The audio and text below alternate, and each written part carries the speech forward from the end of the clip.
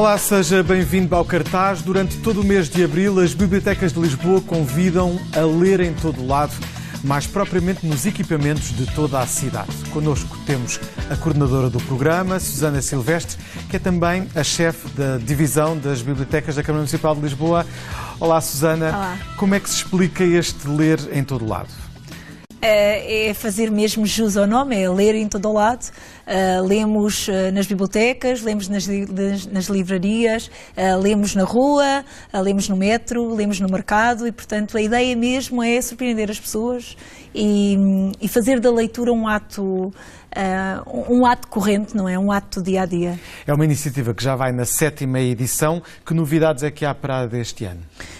Este ano há muitas novidades, portanto houve um aumento significativo de atividades em relação ao ano passado, temos 110 atividades contando com as bibliotecas e com as livrarias da cidade e fora do concelho, são mais do que 55 parceiros, não é? Portanto está a acontecer em vários pontos e eu destacaria um espetáculo de poesia que vai acontecer no dia 23 de Abril, Dia Mundial do Livro, um espetáculo chamado Poesia na Esquina do Bairro, tem a participação de 3 atores do Teatro Nacional, Manuel Coelho, José Neves, João Grosso e o José Salgueiro, não é? Enquanto músico.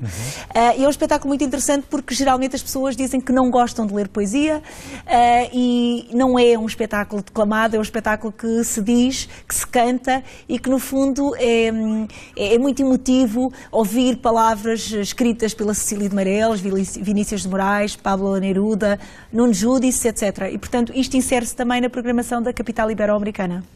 Há uma ênfase muito grande também na literatura ou nos programas que envolvem crianças, nomeadamente esta 7ª Noite de Encantar, que este ano está a dedicar-se a um clássico, Alice no País das Maravilhas, de Lewis Carroll. É verdade.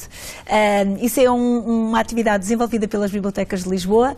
É muito bom contar com pessoas como nós temos, que têm um lado, umas competências muito desenvolvidas para o teatro, mas também para a música e são excelentes contadores de histórias e, portanto, a recriação não é a recriação fidedigna da história, porque demoraria muito tempo e, como sabe, a Alice no País das Maravilhas tem muitos pormenores, mas é um espetáculo que interage com os miúdos, com os pais e eles próprios fazem acontecer o espetáculo tocando alguns instrumentos musicais. Está a acontecer aos poucos, semanalmente, já aconteceu na Biblioteca de Marvila, também na Biblioteca Camões, no Bairro Alto, e agora no dia 21 vai ser na Biblioteca dos Corucheus.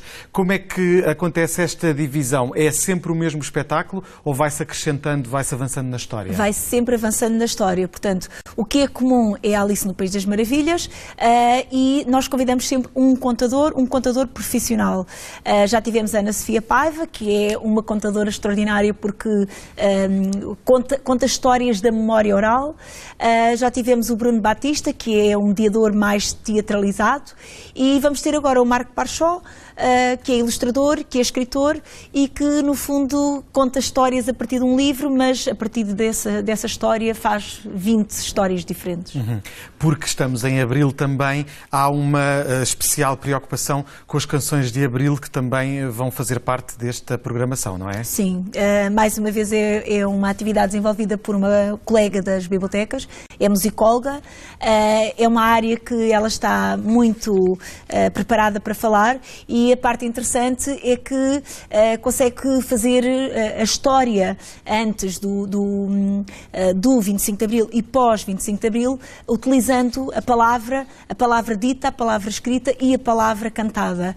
E os miúdos também fazem parte, neste caso aqui será para crianças, mas também fazemos com séniores e eles fazem parte da própria história tocando instrumentos musicais. Esta é uma iniciativa que acontece, por exemplo, na quarta-feira, dia 19 de Abril, na Biblioteca Camões, da parte da manhã. Há também aqui outro acontecimento que me chama a atenção, que é o grupo de leitores da Biblioteca Camões. O que é isto? É muito interessante porque foi uma jovem de 21, 22 anos que era leitora da biblioteca e que disse que precisava de partilhar leituras com outras pessoas. E então propôs à biblioteca criar um grupo de leitores. leitores. A ideia foi, ela lançava o livro que gostava de falar e de trocar opinião, e juntaram-se outras pessoas que também gostam. Não é propriamente uma comunidade de leitores, mas é um grupo em que as pessoas vão discutindo, vão trazendo livros diferentes a partir de uma leitura, e está a correr super bem, e portanto é uma iniciativa de um leitor para fazer dentro da biblioteca. Quem quiser juntar-se já sabe que há uma sessão no dia também 19 de abril, quarta-feira, precisa de se inscrever 5 dias antes da sessão. Aproveitamos para falar e refletir um pouco sobre o que é esta rede das bibliotecas de Lisboa. É um número de bibliotecas, algumas delas históricas, e que continuam a aumentar. Fale-me um pouco, faça-me o diagnóstico da rede. Assim, a primeira biblioteca de Lisboa apareceu em 1881. Portanto, é a Biblioteca de São Lázaro, na freguesia de Arroios. E é uma biblioteca lindíssima, era uma biblioteca que pertencia a uma escola, e de facto aí é o início, é o arranque da leitura pública nas bibliotecas em Lisboa. Depois seguiu-se a Biblioteca das Galveias e a Hemeroteca, abertas na mesma altura, em 1931, e portanto, como vemos, a história das bibliotecas é uma história muito antiga. A questão é que nós fomos evoluindo com o decorrer do tempo, e em 2011 repensamos tudo o que deviam ser as bibliotecas em Lisboa, e não temos modelos decalcáveis. Portanto, as bibliotecas de Lisboa são alvo de estudo das comunidades, onde nós estamos inseridos, as freguesias, o público-alvo, e adaptamos tipo de programação, serviços, coleção e dinâmicas que fazemos dentro da própria biblioteca. Em 2011 aperceberam-se provavelmente que a relação com o livro e com as bibliotecas mudou enormemente ao longo deste século. Quais foram, assim, as principais alterações que foram feitas na generalidade das bibliotecas? As principais preocupações foi olharmos para as pessoas. Aliás, o nosso slogan é "As pessoas fazem a biblioteca". E olharmos para as pessoas obrigou-nos a pensar que não podíamos exigir o mesmo tipo de atividades e de programação, porque era diferente. Portanto, abrimos há pouco tempo uma biblioteca em Marvila, em novembro passado, e percebemos que a taxa de analfabetismo é alta, não é? Mas não significa isto que nós não podemos promover a leitura, mas a leitura de uma outra forma, utilizando o rap, utilizando o beatbox, utilizando o hip-hop, porque vai chegar efetivamente a outra forma de trabalhar a leitura, nomeadamente até com a criação dos videojogos através da programação. Por exemplo, quando falamos agora na Biblioteca das Galveias, que irá abrir até ao início de junho, a Biblioteca das Galveias tem um público que são estudantes, são investigadores, são jornalistas, são escritores, e portanto o tipo de atividades que devemos fazer naquela biblioteca são completamente diferentes. A Biblioteca das Galveias, que é no Campo Pequeno, perto exatamente, da sede da Caixa Geral de Depósitos. Este mês ainda, salvo erro, vai ainda abrir uma nova biblioteca em Campo de Ourique. É verdade.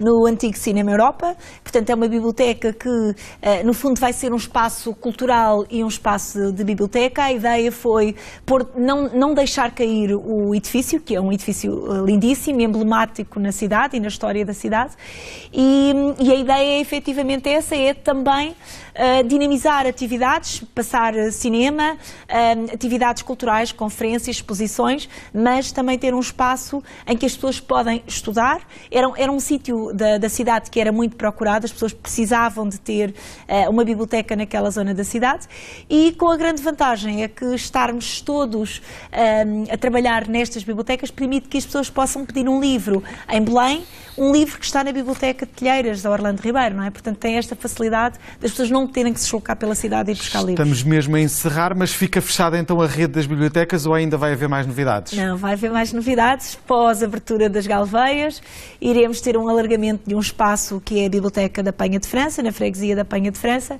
e depois já estão programados mais de 2 bibliotecas, mas isso a seu tempo iremos divulgar. Estaremos atentos. Obrigado, Susana Silvestre. E até ao final do mês ainda há tempo para ler em todo lado, com várias iniciativas na cidade de Lisboa. Foi o cartaz. A informação cultural em sic.pt ou no Facebook Cartaz SIC. Tenha bons espetáculos.